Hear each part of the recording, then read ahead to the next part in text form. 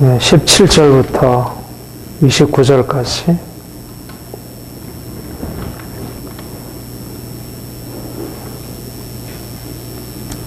우리 함께 봉독하겠습니다. 유대인이라 칭하는 내가 율법을 의지하느냐 하나님을 사랑하며 율법의 교훈을 받아 하나님의 뜻을 알고 지극히 선한 것을 좋게 여기며 내가 율법의 지식과 진리의 규모를 가진 자로서 성령의 길을 인도하는 자요 어둠에 있는 자의 빛이요 어디서 온 자의 훈도요 우리 나이의 선생이라고 스스로 믿으니 그러면 다른 사람을 가르치는 내가 내 자신을 가르치지 아니하느냐 도둑질하지 말라 발판 내가 도둑질하느냐 우상을 가증히 여기는 내가 신사 물건을 도둑질하느냐 우상을 잘하는 내가 율법을 마음으로 하나님을 욕되게 하느냐 욕된 바와 같이 하나님의 이름이 너희로 인하여 이방 중에서 모독을 받는도다. 내가 율법을 행한즉 할례가 유익하나 만일 율법을 범한즉 내 할례가 몰레가 되었느니라. 그런즉 몰레자나 율법의 제도를 지키면 그 몰레 할례와 같이 여길 것이 아니냐. 또한 몰레 무할란 자가 율법을 온전히 지키면 무명과 할례를 가지고 율법을 범하는 너를 판단치 아니하겠느냐. 그저 표면적 유대인이 아니요 표면적 육신의 할례가 아니라 오직 이면적 유대인이며 할례는 마음에 알지니 신령하에 있고 의문에 있지 아니한 것이라. 그 칭찬이 사람에게서가 아니요 다만 하나님에게서라. 아멘.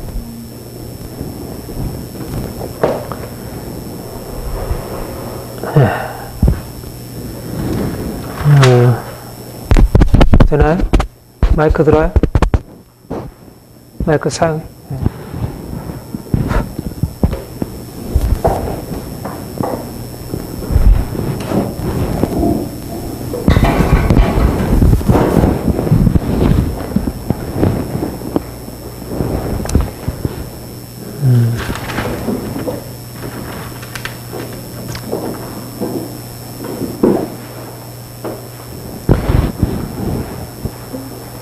로마서 2장은 특별히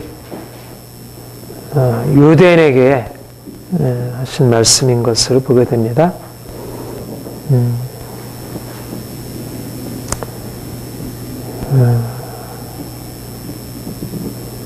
우리 지난 시간에 진노의 날, 하나님의 두려운 심판이 나타나는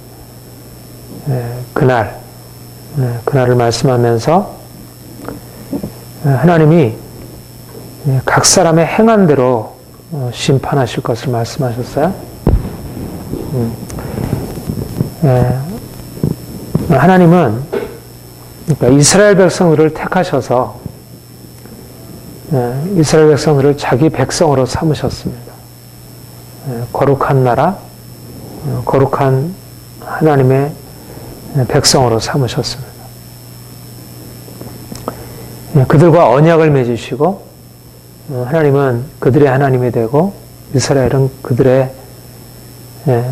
그의 백성이 되는 하나님의 사랑을 받고 또 그들의 또 하나님을 사랑하는 이런 상호 관계 속에서 그들이 하나님을 섬기고 하나님의 은혜를 받게 하셨어요.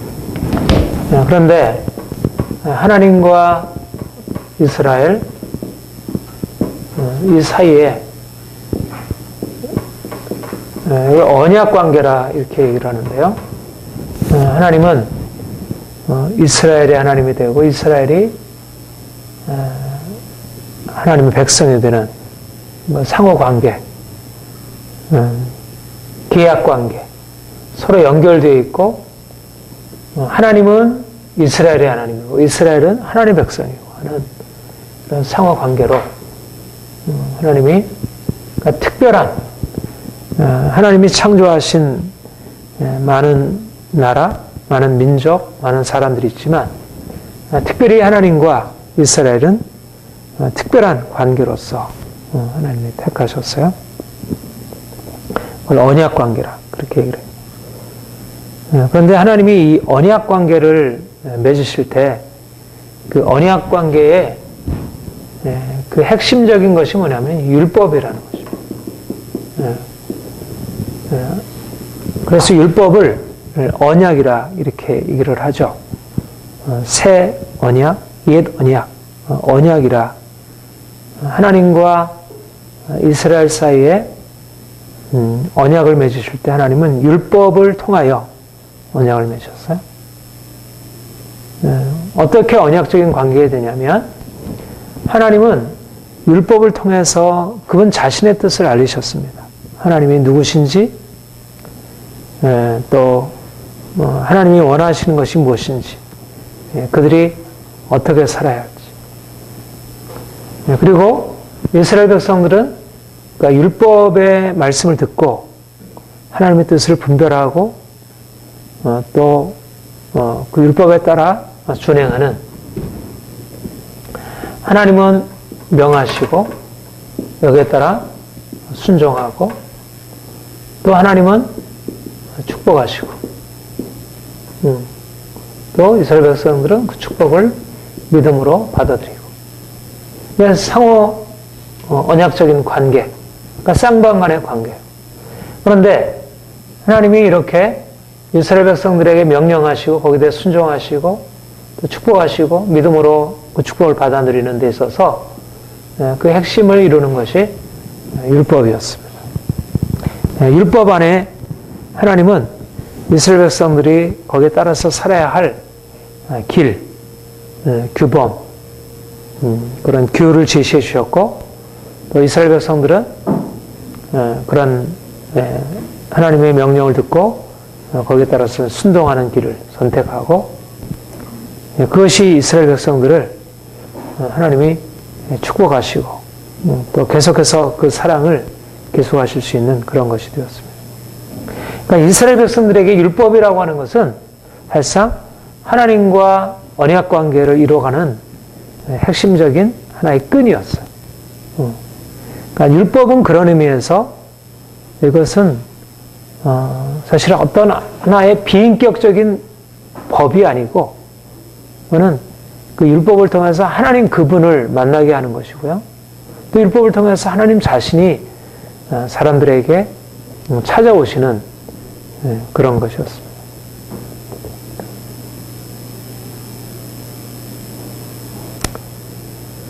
우리가 그 시편 1편 보면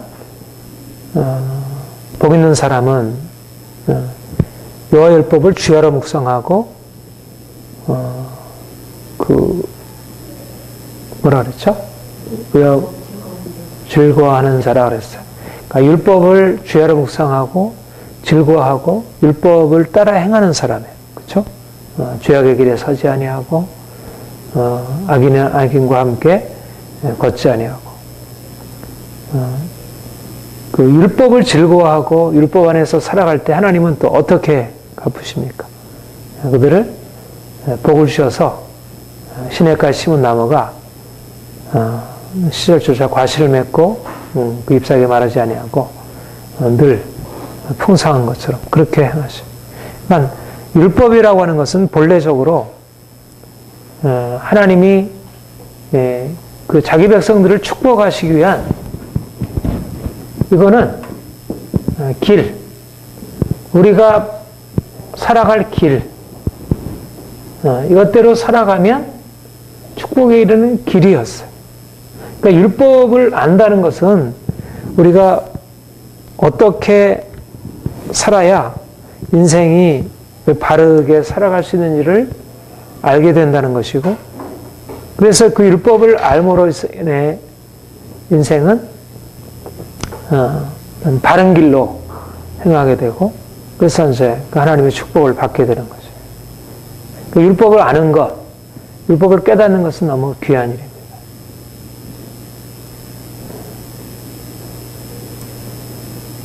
이것이 하나님이 그 율법을 주신 목적이었어요.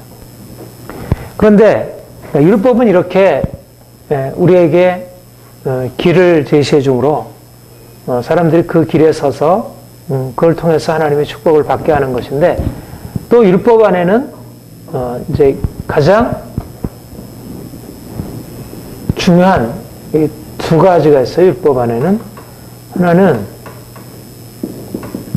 길을 제시해 주는 거예요. 어떻게 살아야 하는 길을.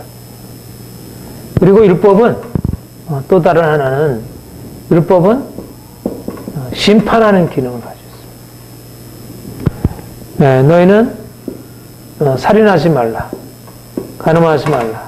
거짓하지 말라. 이게 길이에요. 이 길을.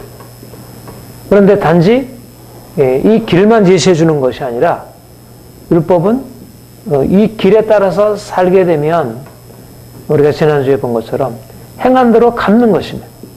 율법이 가지고 있는 것은 이 심판의 기능. 이 두 가지 기능이 함께 있는 것이에요. 그러니까 십계명, 다른 신을 내 앞에 두지 말라.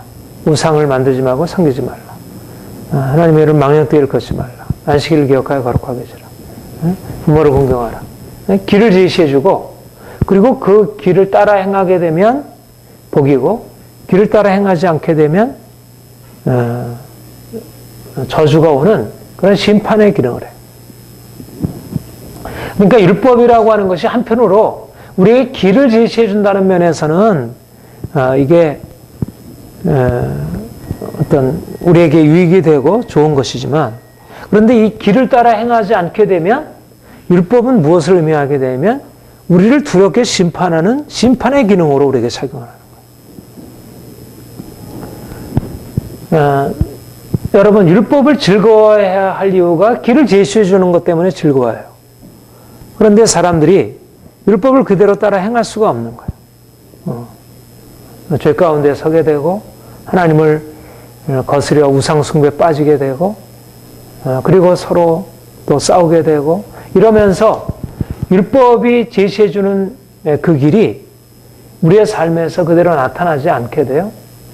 그렇게 되면 율법이 그 다음 역할을 하게 되는데 바로 심판하여 우리를 고통스러운 삶으로 인도하는 것입니다. 이게 율법이 가지고 있는 딜레마예요. 율법이 가지고 있는 이중적인 측면이에요. 율법이 우리에게 선한 길을 제공해 준다는 면은 좋지만 율법을 그대로 살지 못하는 우리에게 율법이 무서운 심판을 내린다는 것. 이 점에서 우리가 율법으로 말미암아 구원에 이르지 못한다는 것이 이제 그렇게 말할 수밖에 없는. 율법은 길을 제시해 주지만 율법을 통해서 우리가 얻게 되는 것은 결국 무서운 심판 앞에 서게 되고 그래서 율법에 의해서 심판에 처한 우리가 바라볼 수 있는 것은 예수 그리스도 그분을 믿는 믿음을 통하여 구원에 이르게 된다는 것. 이해가 되시겠죠? 율법이라고 하는 것은 우리에게 길은 제시해 줄지라도 그것을 통한 구원에 이르게 하지 못하고 오히려 우리를 심판에 이르게 해요. 그래서 예수님께서 우리에게 오셔서 이제는 율법 아래서 고통하고 두려워하고 낙심하는 자들에게 내가 너를 위하여 모든 율법의 저주를 담당했다. 이제 내게 와서 나의 은혜를 받아들여라. 그러면 내가 너를 다 용서해주고 나를 사해주리라.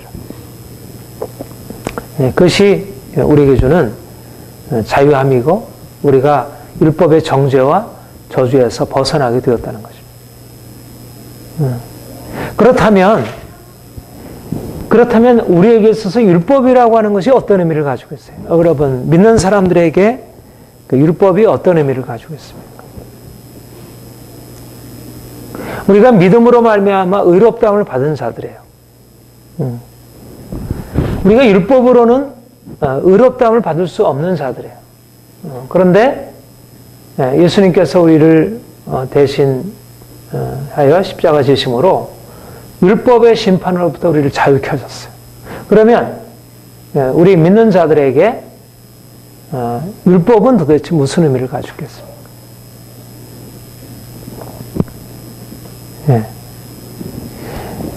많은 사람들이 예수를 믿고 난 이후에 율법이 가지고 있는 의미들을 충분히 잘 깨닫지 못해요. 그런데 특별히 이 개혁파 신앙은 믿는 자들에게 있어서 율법이 가지고 있는 율법의 타당성, 믿음으로 말미암아 의롭다움을 받은 자들에게 율법은 아주 중요하고, 우리가 율법을 주야로 묵상하고 율법을 따라 행하고 순종하는 삶이야말로 우리 그리스도인들에게 너무너무 중요하다는 것입니다. 네, 이것이 우리 개혁파 신앙의 아주 중요한 강조점 중에 하나예요. 개혁파 신앙이 가지고 있는 우리 장로교 신앙. 자, 다시 한번 말하면 우리가 믿기 이전에 우리가 율법에 따라 살려고 했지만 율법에 의해서 심판 앞에 놓이게 되었어요. 이제는 율법의 행위로 말미암아 구원받는 게 아니라 믿음으로 말미암아 구원받게 되었습니다. 근데 믿음으로 구원받은 자들에게 율법은 그러면 이제 뭐 이렇게 우리가 지키긴 해야지만 별로 중요한 것이 아닌가? 그렇지 않다는 것입니다. 율법은 믿는 자들에게 있어서 아주 중요한. 여러분, 왜 믿는 자들에게 율법이 왜 중요해요? 그거는 하나님께서 우리를 믿음으로 말미암아 구원하셨다고 했을 때 우리의 구원의 목표, 구원이라는 게 뭐냐면 우리를 그리스도의 형상으로 우리를 거룩하게 하시는 것입니다. 우리를 의롭고 거룩한 그리스도의 형상에 참여케 하시는 거예요. 에베소서 4장 23절 24절. 우리를 옛사람을 벗어버리고 새사람, 예수 그리스도의 형상으로 의와 진리의 거룩함으로 지으셔받은 새사람이 되는 것입니다. 근데 이 의라고 하는 게 뭐예요? 의라고 하는 것이 바로 율법을 따라 행하는 것입니다.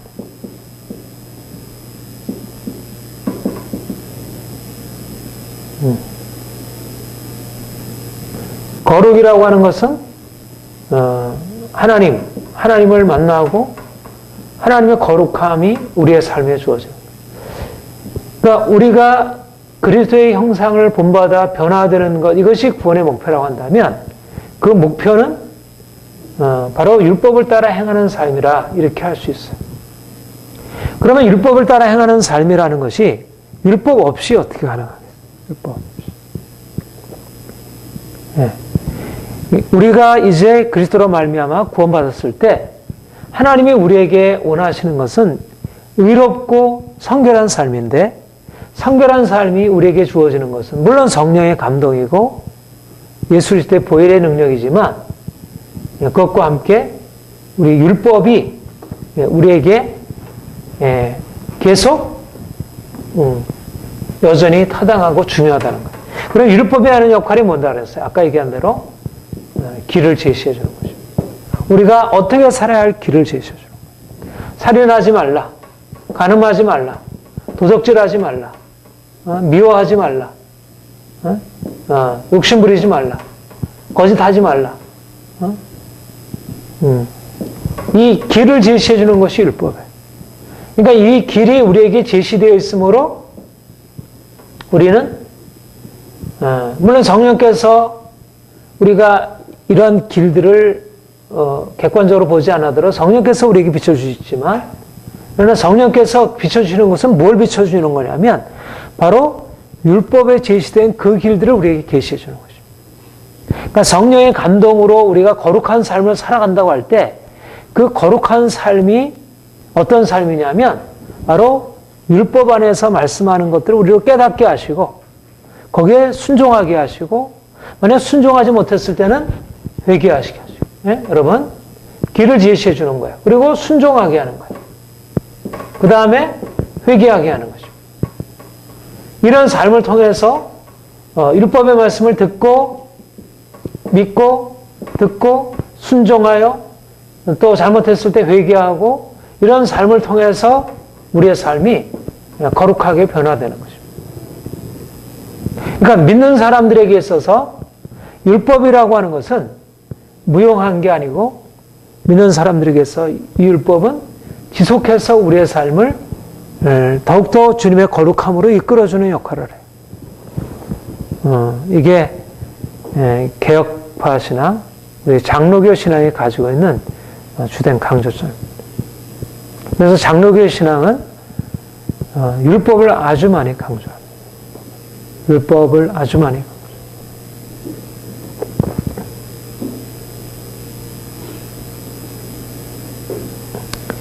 하나님이 우리에게 기뻐하시는 것은 거룩한 삶이라는 것입니다.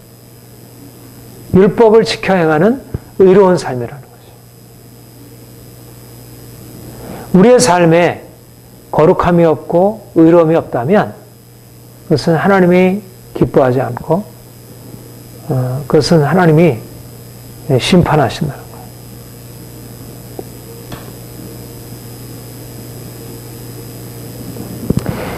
거예요. 우리가 17절 이하에 보면 바로 유대인들의 삶에 대해서 나와 있습니다. 이들이 가지고 있는 모습을 이렇게 지적하고 있어요. 유대인들은 율법을 의지하고 하나님을 자랑하고 율법의 교훈을 받아 하나님의 뜻을 알고 지극히 선한 것을 좋게 여기고 율법에 있는 지식과 진리의 규모를 가지고 있어요. 여기까지는 굉장히 긍정적인 측면이에요. 말하자면 이들은 율법이 제시해주는 길을 알고 있어요. 이 길. 율법이 뭐라고 말하는지 이 길에서 대해서 듣고 아는 것입니다. 아는 것. 이렇게 살아야 하는 거. 살인하지 말라, 간음하지 말라, 도둑질하지 말라, 미워하지 말라. 이런 길에 대해서 듣고 알고 있는 것.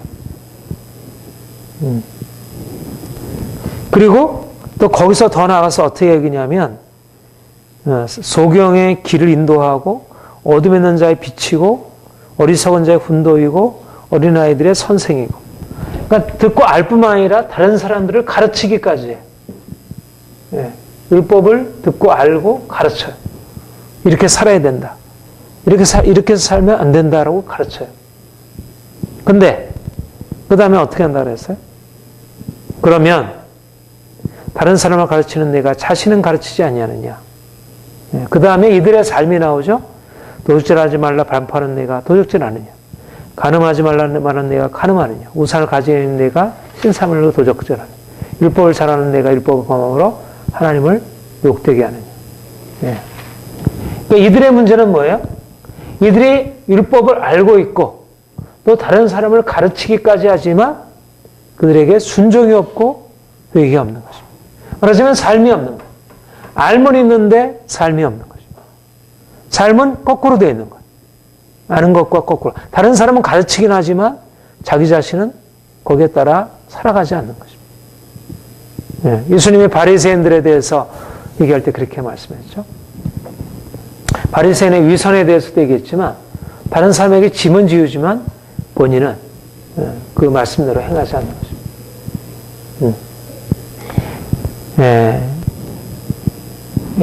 그러니까 하나님이 유대인들에 대해서 그들의 삶에 대해서 율법을 아는 것, 율법을 가르치는 것, 이것을 탓하는 것은 아닙니다. 그런데 문제는 그들이 알고 다른 사람을 가르치지만 본인 자신은 거기에 따라 순종하지 않는다는 것. 그리고 조금 지나보면 뭐라고 또 얘기를 해요? 모독을 받는도다. 그래서 이방인 중에 이로 인해서 하나님의 이름이 모독을 받게 돼요. 그들이 하나님의 백성이라는 이름은 가지고 있으면서도 그들이 자랑하는 율법과 전혀 상관없이 살아가니까 모독을 받게 돼요. 그리고 25절에 보면 네가 율법을 행한즉 할례가 무할례가 되나 유익하나 만일 율법을 범한즉 네 할례가 무할례가 되느냐. 이들은 율법을 가르치고 거기에다가 또 뭐라냐면 할례를 받고 있음을 여기는 그 말은 안 나와요. 할례를 자랑하는 것입니다. 그들은 율법을 알고 있고 율법의 지식이 있고 율법을 가르치고 할례를 자랑하고 어떤 의식법 이런 것들은 가지고 있어요. 그러나 문제는 이러한 율법과 나름대로의 상관성은 가지고 있는데 근데 핵심이 뭐냐면 이 순종과 회개 율법에 따른 삶이 말하자면 거룩하고 의로움이라고 하는 본래적인 율법의 목표에는 전혀 상관없이 살아가고 있다는 것입니다. 이게 유대인의 문제였다는 거예요. 이게 유대인이 가지고 있는 심판을 받아 마땅한 것이었다는 것입니다. 하나님의 본래적인 목적은 율법을 아는 거, 율법을 가르치는 거, 할례, 이게 다 율법에 포함되어 있는 거예요. 그런데 율법의 가장 중심은 뭐냐면 율법을 따라 그대로 살아가는 것입니다. 거룩하게 살아가는 거예요. 그들의 내면이 변화되고 그들의 삶이 새로워지는 것이에요. 이것이 율법이 가지고 있는 것이에요. 그러나 그들은 율법은 듣기는 들었고 율법의 어떤 일부분의 형식적인 부분은 따라가고 있지만 그들 진정으로 실제적인 삶의 변화가 없다는 거예요. 그러면 왜 이런 삶의 변화가 없을까요? 왜? 무엇이 문제가 돼요? 네? 왜 이런 삶이 없겠어요? 네? 그 근원이 뭐예요? 그들에게는 하나님을 믿는 진정한 믿음, 하나님께 대한 온전한 사랑. 예수님께서 그렇게 말씀하셨죠? 그러니까 바리새인의 율법에 대한 태도와 너무 유사한 거예요. 한번 마태복음 15장 한번 볼까요?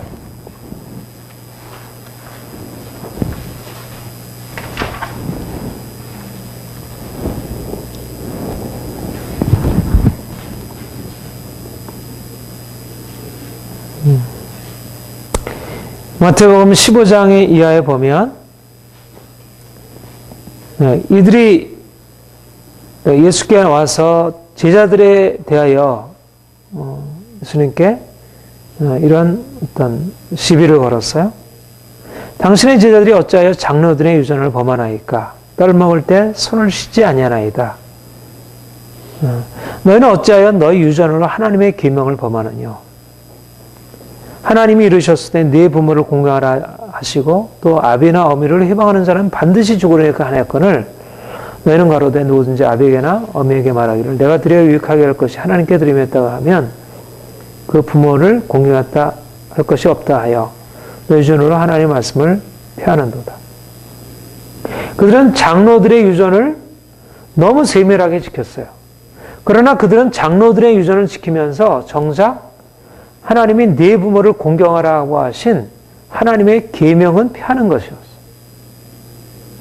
외식하는 자들아 이사야가 너에게 대하여 잘 예언하였다. 이 백성이 입술로는 나를 존경하되 마음은 내게서 멀도다. 사람의 계명으로 교훈을 삼아 가르치니 나를 헛되이 경배하느니라. 입술로는 나를 존경하되 마음은 내게서 멀어 있다는 거죠. 네, 마음은. 중요한 것은 그들이 어떤 율법적인 행위가 없다는 것이 아니고 그들의 율법적인 행위보다 더 근원적으로 그들 안에 그 마음이 하나님을 향해 떠나 있다는 것입니다. 그러니까 이사야 선지자가 이사야 1장에서도 그렇게 하나님께서 그렇게 책망하시죠. 그들이 그러니까 하나님 앞에 수양과 번제를 가지고 월 쌓고 안식일에 와서 하나님께 제물을 드리고 예배하지만 그들이 하나님을 떠나 있는 거예요. 하나님을 경외하지 아니하고 그들의 삶이 사람들을 미워하고 악한 행위 가운데 있는 거죠. 하나님이 내가 너희를 싫어한다. 나는 너희를 원하지 않는다. 내가 너희가 드리는 그러한 제물, 제사 그런 건 난 정말 싫다. 말라기에 보면 11조 물론 11조 말라기에 너희가 가져오는 제사를 내가 정말 싫어한다. 그러니까 그들의 행위 안에 그들이 그렇게 계명을 지켜 행하지 아니하는 근본 문제는 그들 안에 하나님이 없다는 것입니다. 하나님을 두려워하지 않고 하나님이 기뻐하지 않는 것. 어떤 몇몇 가지 행위들이 있지만 율법의 몇몇 행위들은 있지만 그러나 중심 속에서 하나님을 사랑하는 것이 없는 거죠. 그래서 이렇게 말씀하죠. 11절에 입에 들어가는 것이 사람을 더럽게 하는 것이 아니라 입에서 나오는 것이 사람을 더럽게 하는 것입니다. 그 19절, 18절, 19절 입에서 나오는 것들은 마음에서 나오는 것이니 이것이야말로 사람들을 더럽게 하니라. 마음에 나오는 것은 악한 생각과 살인과 간음과 음란과 도적질과 거짓 증거와 회방이니. 이런 게 중요하다는 거예요. 이 마음에 나오는 이 문제. 이런 것이 사람을 더럽게 하는 것이고 씻지 않는 손으로 먹는 것은 사람을 더럽게 하는 것이 하지 못하느니라. 그러니까 정작 중요한 자기의 마음을 깨끗게 하고 성결하게 하는 부분에 대해서는 강구하고 있고 자기가 외적으로 자기 어떤 손을 씻고 하는 그 부분에 대해서는 아주 세밀하게 지키고 그런 식으로 다른 사람을 판단하고 그렇게 행한다는 거죠.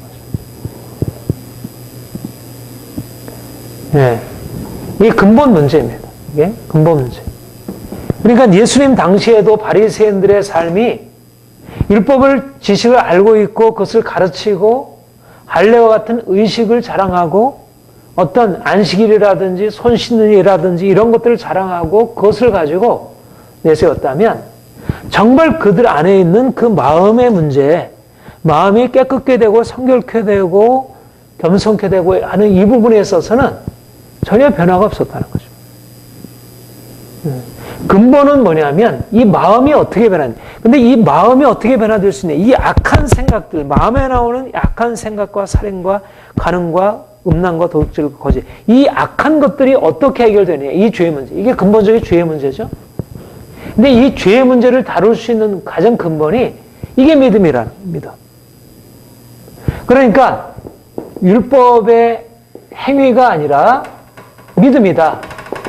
이거는 우리가 뭐 선하게 사나 악하게 사나 상관없다는 얘기가 아니고요.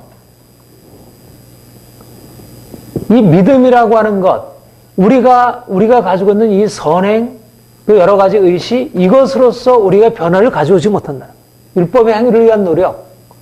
그러니까 왜 믿음이냐? 왜 믿음으로 우리가 의롭다함을 받고 왜 믿음을 우리가 요구하냐면 이 믿음만이 우리의 진정한 변화, 거룩함으로 나가게 한다는 것이죠. 네. 그런 의미에서 믿음을 강조하는 거예요. 율법에게는 상관없어. 내가 뭐 어떻게 살든 중요한 것은 내가 예수를 믿었으니까 이제 된 것이지. 내가 뭐 이렇게나 사나 저렇게 사거나 별로 상관이 없어. 이것은 복음이 아니라는 거예요. 복음은 그런 복음을 말하지 않는다는 거예요. 복음은 내가 깨끗이 않게 살고 더럽게 사는 것에 대해서 괜찮아. 내가 너를 봐줄게. 이런 복음은 없다는 거예요.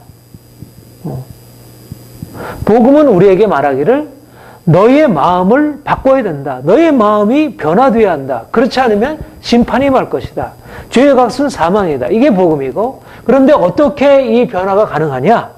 이것은 오직 예수 그리스도를 믿음으로 말미암아 그분의 은혜가 내 안에 들어와서 이 변화가 가능하다. 그러니까 율법이 요구하는 목표는 복음에 의해서 결코 폐기된 게 아니라는 거죠.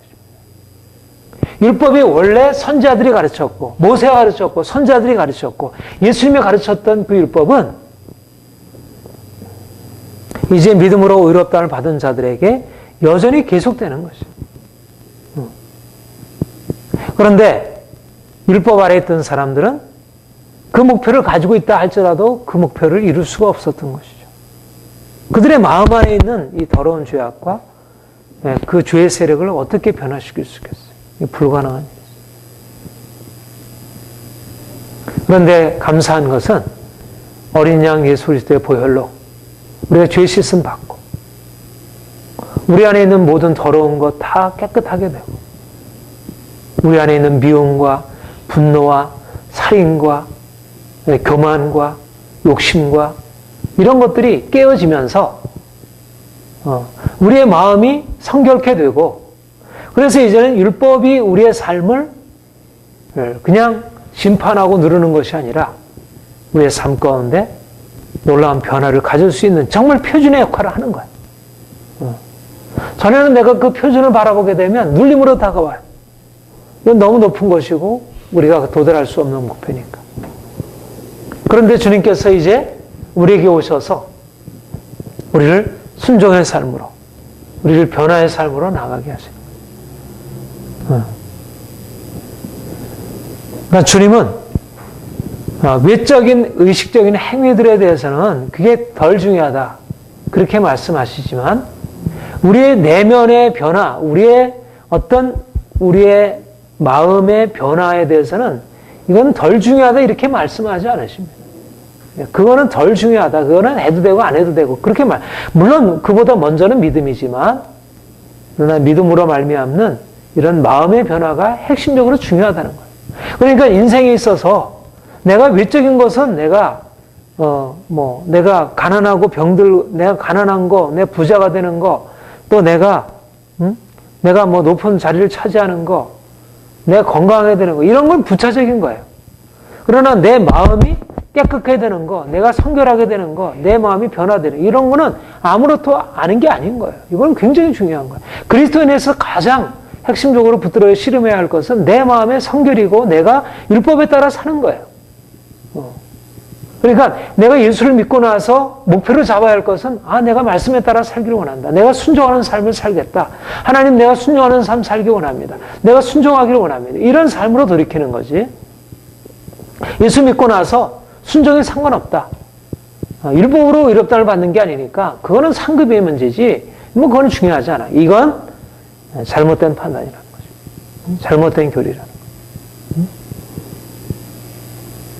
예수님은 그렇게 말씀하지 않았어요. 부모에게 부모를 공경하지 않는 것, 또 마음의 미움, 살인, 분쟁 이것에 대해서 아무렇지도 않다. 이렇게 말씀하지 않았어요. 그것은 심각하게 고려해야 한다는 거죠. 우리가 로마서 1장, 2장에 계속되는 게 바로 그것이잖아요. 로마에 있는 이방인들에게 1장의 문제는 그들이 죄 가운데 있으면서도 그 죄의 삭시 얼마나 두려운 것이었는지 알지 못하고 죄 가운데 그냥 머물러 있는 거예요. 근데 유대인들도 그렇다는 것입니다. 유대인들은 다른 사람은 판단하면서 다른 사람은 가르치면서 정작 자신은 죄 가운데 그냥 살아가고 있는 거예요. 그리고 하나님의 심판을 두려워하지 않는 거예요. 자기가 율법을 가지고 있다는 그것을 가지고 마치 자기는 율법에서 면제된 것처럼 생각하고 있다는 거죠. 그래서 우리가 지난주에 보듯이 이제 두려운 심판이 너에게 있을 것이다. 이렇게 경고하는 거죠.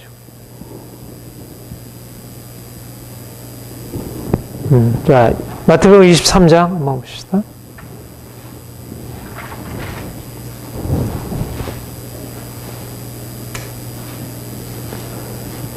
외식하는 자에 대해서 바리새인들에 대해서 말씀하고 있죠. 23절 부터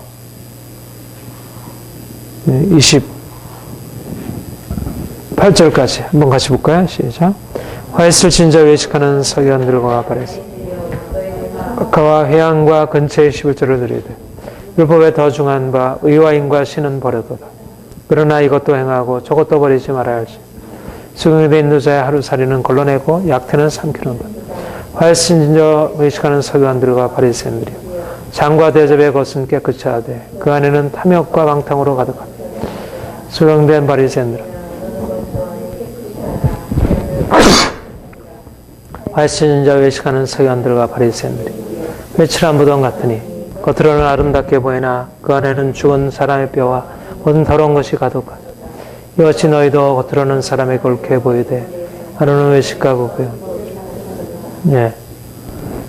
여기 로마서에 있는 말씀과 동일한 말씀이죠. 정작 중요한 것은 놓쳐버리고 덜 중요한 것만 붙들고 있는 것입니다. 할례냐 무할례냐 11조냐 이런 것들은 붙들고 있는 거예요. 근데 정작 중요한 의와 인과 신은 버린 것입니다. 하나님 앞에 의롭게 살아가는 것, 믿음으로 행하는 것,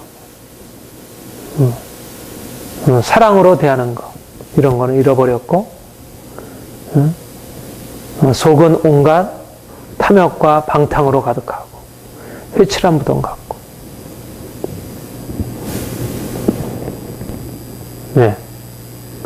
여러분 예수님이나 사도 바울이나 야고보나 요한이나 베드로나 모두 다 한결같이 말씀하는 것은 하나님의 뜻은 의와 성결이고 사랑이고 변화된 삶이라는 거죠. 모세도 그렇게 가르쳤고 예수님도 그렇게 가르쳤고 바울도 그렇게 가르친 거예요. 모세와 예수님은 그렇게 가르쳤는데 바울은 그렇게 가르치지 않았다. 그렇지 않아요. 바울도 동일하게 하나님의 뜻은 우리가 거룩하게 행하는 것이다. 우리가 율법을 따라 행하는 거다. 의와 인과 신, 이게 중요하다. 의식적인 거, 11조, 안식일, 우리의 여러 가지 의식. 여러분, 무슨 차이가 있어요? 왜 이런 것과 이런 것이 왜 차이가 있을까요? 이런 거는 다 우리가 하는 것이에요. 우리가 할 수 있는 것들이에요. 우리가 노력하면 할 수 있잖아요. 의식들은 내가 노력하면 할 수가 있어요. 노력하면. 근데 이런 건 어때요? 우리의 마음의 변화는 노력해서 되는 일이 아니잖아. 내가 다른 사람을 사랑하는 거, 내가 거룩한 거, 내가 욕심을 버리는 거, 이게 노력해서 될 일이 아니잖아. 그러니까 이게 은혜가 아니면 안 되는 것입니다. 그러니까 우리의 삶의 변화라는 것과 믿음으로 산다는 것은 하나예요. 행함의 열매는 우리의 믿음을 보여주는 것이에요. 그러니까 믿음을 강조하는 거나 거룩한 삶을 강조하는 것은 이거는 같이 가는 거지 동떨어서 가지 않아요. 근데 이런 의식적인 행위, 내가 노력으로 할 수 있는 행위를 강조하는 것은 믿음도 없고 삶도 없는 것이에요. 이런 행위들만 있는 거예요. 이런 행위들만.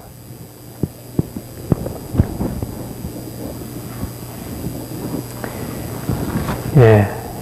이 점에서 오늘날 우리 신앙이 근본적으로 다시 좀 반성을 하고 조명을 다시 받아야 한다고 생각을 해요. 평신도든지 사역자든지 할 것 없이 정말 이런 삶의 변화를 향한 안타까움과 추구와 이런 것이 없다면 그는 하나님 앞에 정말 문제입니다. 교회가 크고 작고 이게 문제가 되지 않고요. 교회가 무슨 행사를 하고 이게 문제가 되지 않고 중요한 것은 정말 삶의 변화가 있느냐, 정말 내면적인 변화가 있느냐, 정말 거룩함을 추구하느냐. 그 2장에서도 그렇게 얘기를 했죠.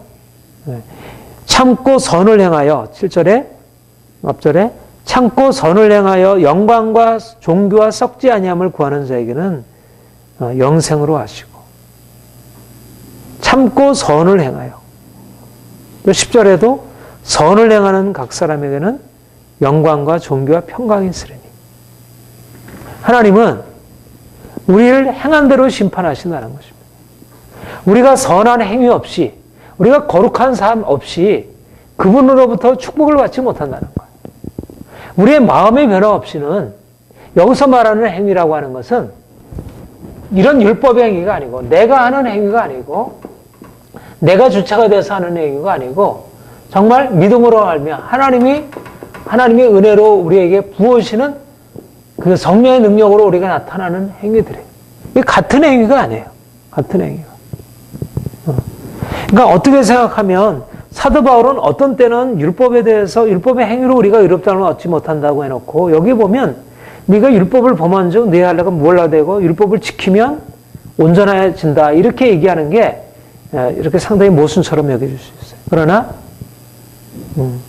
행위라고 해서 다 같은 행위가 아니고 이때 율법의 행위라고 하는 것은 그야말로 그냥 이런 우리가 할 수 있는 그런 행위들이라면 여기서 율법의 행위라고 하는 것은 근본적으로 주의 성령으로 말미암아 일어나는 마음의 변화들, 율법을 지켜 행하는, 계명을 지켜 행하는 근본적으로 하나님의 뜻을 준행하며 사는 삶. 그러니까 우리 자신이 노력해서 행하는 이런 행위들은 내려놓아야 하지만 우리는 하나님의 말씀대로 준행하며 사는 그렇게 삶에 대해서는 지속적으로 열정을 다해서 추구하고 나가야 되는 거예요. 그게 하나님의 뜻이에요. 우리의 모든 것을 다해서 믿음으로 살아가고 내가 율법을 따라 행하는 삶으로 살아가는 모든 것을 들여서 행하는 것이지 이렇게 돼도 되고 저렇게 돼도 되고 하는 것은 아니라는 거예요. 그리스도는 분명히 목표를 가지고 있는 사람들이에요.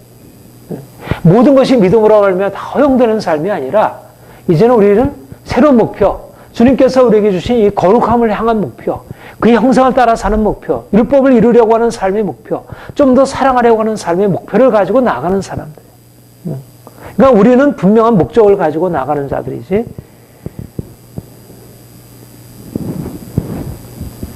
자, 갈라디아서 한번 봅시다.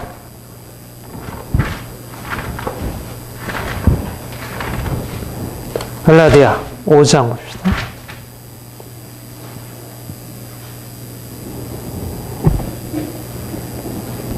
네, 5장 13절부터 15절 시작. 형제들아 너희가 자유를 위하여 부르심을 입었으나 그러나 그 자유로 육체의 길을 삼지 말고 오직 사랑으로 서로 종노더라. 온 율법은 내 사랑하기를 영혼같이 하신 만약 서로 물고 먹으면 피차 멸망할까. 하나님이 우리를 율법으로부터 자유케 하셨어요. 갈라디아서의 주제는 율법으로부터 자유입니다. 근데 율법으로부터 자유한 목적은 뭐냐면 사랑하기 위하여. 사랑하기 위한 자유인 것입니다. 율법을 이루기 위한 자유이지 율법을 폐하기 위한 자유가 아니에요. 율법은 아무래도 상관없다. 이게 아니고 온전한 율법으로 나아가기 위한 것이에요. 그래서 우리가 아는 대로 육체의 일은 현저하니 19절 이하의 말씀이 있고 그 다음에 22절 오직 성령이면은 사랑과 희락과 화평과 오래 참음과 자비 형상과 충성과 온유와 절제니 이와 같은 것을 금지할 범위 없느니라. 그래서 예수의 사람들은 육체와 함께 그 정과 욕심을 십자가에 못 박았느니라. 이렇게 우리는 율법으로부터 자유케 이런 행위, 이런 외면적인 행위로부터 자유케 되어서 이제는 어디로 나가요? 온전한 삶의 변화로 나가는 것입니다. 우리가 이런 행위를 붙들고 있을 때는 진정한 삶의 변화가 일어나지 아니하고 오히려 외식이 일어나는 것입니다. 이런 행위가 있을 때는 외적인 행위들은 있지만 내면은 온갖 육체의 악한 욕심들로 가득 차 있는 것이에요. 외적인 행위들은 우리의 내면을 바꾸지 못해요. 우리의 마음을 바꿀 수 없어요. 바리새인들이 대접에 겉은 깨끗하지만 안은 온갖 더러운 것으로 가득 차 있다 말했듯이 우리의 외식으로서 우리의 외면적인 삶의 변화로서는 우리의 마음을 바꾸지 못해요. 그런데 하나님은 우리에게 오셔서 무엇을 하냐면 우리를 외면적인 행위로부터 자유케 하시면서 그 다음에 어디로? 우리를 내면의 이런 근본적인 삶의 문제를 바꿔나가시는 거예요. 근본적인 우리의 토양을 바꾸는 거예요. 우리를 죄로부터 자유케 하고 우리를 새롭게 하는 거예요. 그러면 이제는 더욱더 어떻게 돼요? 율법을 지켜 행하는 삶으로 살아가는 거죠. 네, 그래서 뭐라 그래요? 6장 2절에 너희가 짐을 서로 지라 그리하여 그리스도의 법을 성취하라. 그리스도의 법을 성취하는 것입니다. 그러니까 다른 사람을 사랑하고 그러니까 율법이 가지고 있는 것보다 더 온전한 의미에서 율법을 따라 행하는 것. 더 거룩한 삶으로, 더 사랑의 삶으로.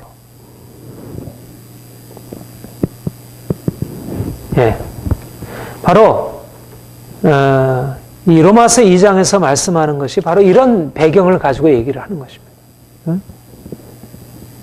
유대인들은 바로 율법을 자랑하면서도 진정한 율법의 목적을 이루지 못한 것입니다. 오히려 할례를 자랑하지만 그들의 할례의 본래 목적인 율법을 잊어버린 것이죠. 자, 다시 한번 2장, 로마서 2장 다시 봅시다. 할례에 관한 말씀 들어보십시오. 28절부터 29절 같이 읽어볼까요? 시작. 내가 율법을 행한즉 할례가 무할례가 되나.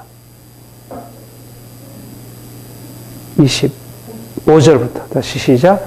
내가 율법을 행한즉 할례가 유익하나 만일 율법을 범한즉 내 할례가 무할례가 되리라.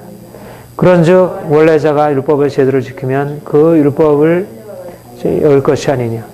또한 본래 무할례자가 율법을 온전히 지키면 음행과 할례를 가지고 율법을 범하는 너를 판단치 아니하겠느냐. 대저 표면적 유대인이 아니요 표면적 육신의 할례가 아니라 오직 이면적 유대인이 유대인이며 할례는 마음에 할지니 신령에 있고 의문에 있지 아니한 것이라. 그 칭찬이 사람에게서 아니요 다만 하나님에서. 여기서 할례와 율법을 지켜 행하는 행위를 구분하고 있어요. 예. 사실상 할례도 율법의 행위의 한 부분이잖아요. 그런데 여기서 바울은 할례와 율법의 행위를 구분하고 있어요. 할례자이면서 율법을 지켜 행하지 아니하면 무할례자가 율법을 지켜 행하는 것보다 못하고 오히려 무할례자가 율법을 지켜 행하는 그 사람이 오히려 할례자이면서 율법을 행하지 못하는 것에 대해서 판단하게 되리라 그렇게 얘기를 해요. 여기서 율법을 지켜 행한다는 것이 뭐냐면 아까 얘기한 대로 할례는 외적인 행위예요. 이것도 율법의 행위입니다. 그리고 여기서 율법을 지킨다는 것은 내적인 변화예요. 이것도 율법의 행위지만 이것은 율법의 본래적인 의도를 따라 행하는 것입니다. 사랑하고 겸손하고 거룩하게 살아가는 것. 그러니까 할례라고 하는 행위를 통해서 대표되는 것은 뭐냐면 어떤 우리의 인간적인 노력으로 할 수 있는 그런 육체의 행위에 속한 것들이에요. 근데 할례를 행하면서도 내가 정작 율법을 지켜 행하지 못하는 하나님의 계명에 순종하지 않는 그런 사람이 있는가 하면 내가 이런 외적인 할례는 없지만 율법을 지켜 행하는 그런 사람이 있다는 거죠. 이방인들의 경우에 있어서 그들은 율법을 알지 못하여 자세한 율법에 있어서는 그들이 죄인처럼 취급받을지 모르지만 그들 안에 예수님의 영이 거하심으로 그들에는 새로운 변화가 나타나게 된 거예요. 이것이 바로 이제 그 이방인들 안에 하나님께서 역사하신 거예요. 그러니까 이들이 진정한 유대인이라는 거죠. 이방인이면서 그들이 예수님을 만나가지고 안식일이라든지 어떤 외적인 규정에 있어서는 이들이 율법을 지켜 행하지 아니하는 자일지라도 그들 안에 이미 내면적으로 주의 성령께서 오셔서 그들을 변화시키고 그래서 그들이 이미 이면적 유대인이 됐다는 거예요. 표면적으로는 그들이 이방인이고 무할례자이지만 그들은 이면적 내면적으로는 진정한 할례자들이고 그들은 이미 유대인들로 변화되었다는 거죠. 하나님이 보실 때는 외면적 유대인이 유대인이 아니요 내면적 유대인 표면적 유대인이 아니요 이면적 유대인이 진정한 유대인이다. 그들은 누구냐 하면 하나님을 사랑하는 자들이고 하나님을 믿는 자들이고 하나님을 겸손하게 따르는 사람들이고 예수님께서 바리새인과 세리의 비유를 통해서도 말씀하신 게 그거잖아요. 바리새인은 이면적 표면적 유대인인 거예요. 그들은 외적인 행위에 있어서는 그럴듯해요. 그러나 그들의 내면에 있어서는 하나님을 모르고 그들은 하나님과 상관없이 살아가는 거예요. 그런데 세리는 외면적으로는 죄인이에요. 그러나 그들의 내면 안에는 하나님을 향한 갈급함이 있어요. 거룩함이 있어요. 그들 안에 놀라운 변화가 일어나고 있는 거예요. 주님께서 바라보시는 것은 뭐냐면 외면적 유대인이 아니고 내면적 유대인. 다시 말해서 주님을 만난 사람, 진정으로 주님을 경험한 사람, 그래서 자신을 죄인으로 여기고 주님 앞에 자신을 내려놓는 그런 이면적 유대인, 이면적 할례자. 이런 사람들을 주께서 원하신다. 그러니까 표면적으로 이것은 말하자면 이것은 종교인 거예요. 종교. 이것은 생명이고 하나님과의 살아있는 생명적인 관계인 거예요. 인격적인 것이 인격적인 관계. 이거는 그야말로 하나의 법, 어떤 외적인 법을 따르고 있는 종교이고 윤리인 거예요. 제도, 전통. 여기는 생명이 없는 거예요. 이것에는 하나님이 이런 것을 기뻐하지 않는 것입니다. 사람들의 행위로서는 이런 것을 만들어낼 수 있어요. 그러나 하나님은 여기에 역사하지 않는 거예요. 하나님이 원하시는 것은 뭐냐면 결국 정말 예수 그리스도 안에서 우리의 내면이 만지심을 받아 타치를 받아가지고 그 주님을 만나고 그 주님 앞에 깨어지고 정말 그 주님 앞에서 내 인생을 드리고 그 주님을 위해서 살아가는 그러한 내면적 할례를 받은 거예요. 내면적으로 할례를 받은 거예요. 자신 안에서 마음의 할례를 받은 거죠. 마음의 할례, 주를 가슴을 찢고 회개하고 하나님 앞에 자신을 낮추고 이런 변화가 일어나는 거죠. 유대인들의 근본적인 문제는 바로 이런 외적인 할례, 외적인 율법의 준수 속에서 자신들이 하나님의 자녀라고 생각했다는 거예요. 이거는 육체에 속해 있는, 육체에 속한 율법이고 이것으로서는 구원에 이르지 못한다는 거예요. 무엇이 구원에 이르냐면 율법의 진정한 하나님과의 만남, 하나님을 만나고 그 안에서 주님을 경험하는 이런 내적인 변화, 그것으로 말미암는 거룩한 삶. 이거는 중요하지 않다는 거예요. 위에 있는 것은 많은 사람들의 보기에는 이게 굉장히 중요해 보이지만 중요한 것은 이게 아니고 이거라는 것입니다. 사람들은 이 외면, 외모, 내면, 외모냐 아니면 내면이냐. 정말 주님 만나서 진정한 변화가 일어난 것이냐 아니면 외적으로 자신의 노력을 통해서 나타내는 것이냐. 주님 앞에 설 때 우리는 바로 이 내면의 문제로 나아가는 것이에요. 우리가 지난주에 그랬죠. 그날, 그 하나님의 심판의 날, 그 영광스러운 심판의 날, 그날을 우리가 바라보게 될 때 우리는 거룩함으로 나가게 된다. 그러니까 영원한 하나님을 바라보고 그 하나님의 심판을 두려워하는 사람은 우리의 외적인 변화 쪽에다 포커스를 맞추고 하는 것이 아니라 내가 내 안에 심령을 바꾸고 내가 근본적으로 하나님 앞에서 자신을 성결케 하고 변화시켜라는 그런 초점으로 살아갈 수밖에 없다는 것이에요. 이 점에서 하나님이 우리에게 이제까지 우리가 추구하던 그런 외적인 모든 변화들, 우리의 관심들, 이런 것에서 정말 우리의 내면의 깊은 것, 우리가 정말 하나님을 기뻐하고 사랑하고 또 하나님 뜻대로 정말 거룩하게 살려고 순종하려고 하는 그런 어떤 내적인 추구와 변화들이 우리에게 얼마나 일어나는지, 우리가 이것을 관심하고 이것을 가지고 살아갈 것입니다. 우리가 이 차이를 보는 것, 이게 결국 육체와 영의 차이인 것입니다. 우리가 보이는 육체를 따라 행할 것이냐 아니면 보이지 아니하는 영을 따라 행할 것이냐.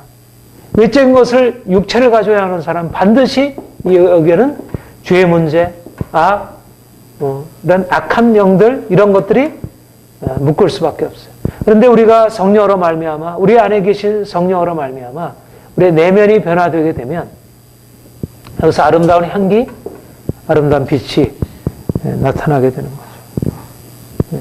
그러니까 모든 초점을 이제 이 율법의 행위로부터 우리의 믿음으로 그리고 외면적인 우리의 어떤 관심으로부터 이제 우리의 내면의 아름다움으로 바꾸는 것입니다. 이게 관점의 변화예요. 관점의 변화. 구약부터 신약에 이르기까지 일관된 것은 사람들이 그렇게 추구하는 외적인 어떤 아름다움과 외적인 어떤 화려함과 외적인 그런 성공과 그런 어떤 질서와 이런 것이 아니라 우리 어떤 내면의 깨끗함과 순수함과 청결함과 거룩함과 이런 것이에요. 그래서 그 내면의 것이 밖으로 드러나는 것이에요. 베드로전서 3장에 보면 그랬잖아요.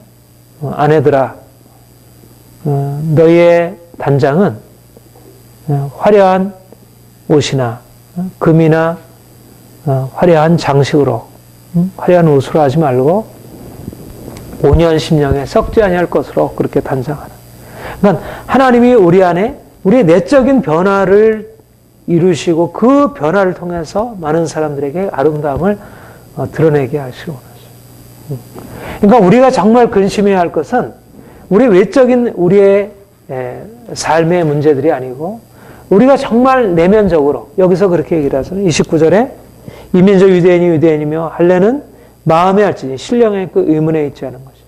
신령에 있고 의문에 있지 않은 영에 있고 의문에 있지 않은 것이라. 어떤 외적인 문자, 율법의 조항들 이것들을 따라 살아가는 이런 것이 아니라 우리의 영이 하나님을 만나고 그 안에서 변화를 이루어가는 것. 이런 근본적으로 우리의 관심이 이 외적인 것에서 내적인 것으로 보이는 것에서 보이지 아니하는 것으로 우리 자신에게서 우리 하나님에게로 이런 관심이 변화되어질 때 정말 우리 안에 진정 아름다움이 일어나는 거예요. 사실 이 시대는 너무 외적인 것에 모든 것이 초점을 맞추고 있어요. 근데 정말 주님은 이 안에로부터 시작하기를 원하세요. 이 내면으로부터. 가장 속 깊은 곳에. 그리고 이것은 우리가 할 수 없잖아요. 우리 내면의 변화는. 정말 이건 주님만이 하실 수 있고요. 자, 우리 고린도 전서 7장을 한번 보겠습니다. 여기도 아주 비슷한 말씀을 하고 있습니다. 조금 맥락은 다르지만 이렇게 얘기를 해요. 7장 18절부터 20절까지 한번 같이 읽어보겠습니다. 시작. 할례자로 부름을 받은 자가 있느냐? 무할례자가 되지 말며 무할례자로 부르심 받은 자가 있느냐? 할례를 받지 말라. 할례 받는 것이 아무것도 아니요 할례 받지 않는 것도 아무것도 아니로되 오직 하나님의 계명을 지킬 따름이라. 각 사람이 부르심 받은 그 부름을 그대로 지내라. 요 고린도전서 7장은 아주 중요한 요 교훈은 아주 중요한 교훈인데요. 그러니까 뭐가 중요하냐? 할례나 무할례가 중요하냐? 중요하지 않다. 할례를 받았느냐 받지 않았느냐는 것은 크게 중요하지 않다. 할례자가 굳이 무할례자가 될 것도 없고 무할례자가 굳이 할례자 될 것도 없다. 중요한 것은 뭐냐? 하나님의 계명을 지키는 것이다. 그 뒤에 보면 자유자가 종이나 중요하지 않다. 우리의 외적인 것은 중요하지 않다. 중요한 것은 뭐냐? 내가 그리스도 안에서 자유케 되는 것이다. 표면적 유대인이 아니고 이면적 유대인이. 할례는 마음에 해야 된다. 하나님의 계명을 지키는 게 중요하다. 여기서 계명을 지킨다는 말은 어떤 율법적인 행위를 행하는 것이 아니라 정말 우리가 하나님을 사랑하고 하나님의 뜻대로 거룩하게 살아가는 그런 삶. 주님이 우리에게 원하시는 것은 이런 믿음으로 말미암는 진정한 삶의 변화, 정말 생명의 변화. 오늘날은 이게 화려해요. 굉장히 외적으로 질서도 있고 정말 튼튼해요. 빈틈없어 보여. 그러나 여기에는 생명이 없는 거예요. 내면적인 변화는 없어요. 그 많은 제도와 그 많은 전통과 그 많은 이성적인 그 논리들이 한 사람 안에 내면에 있는 작은 미움을 깨뜨릴 수 없는 거예요. 사람들 안에 있는 관계 묶임을 사람들에게 벗어버릴 수가 없게 하는 거예요. 세상의 이것들은 근본적인 변화의 능력이 되지 않아요. 이런 율법의 행위들은 변화의 능력이 돼. 무엇이 변화의 능력이냐? 정말 주님 만나서 일어나는 하나님의 계명을 지켜 행하는, 정말 내 모든 것을 내려놓고 좀 더 갈급하게 내가 말씀을 따라 행하고 내 죄를 내려놓고 계속 회개하고 또 순종하고 어찌하든지 주님을 닮으려고 하고, 그런 삶의 변화 속에서 주님의 영광이 나타나는 거죠.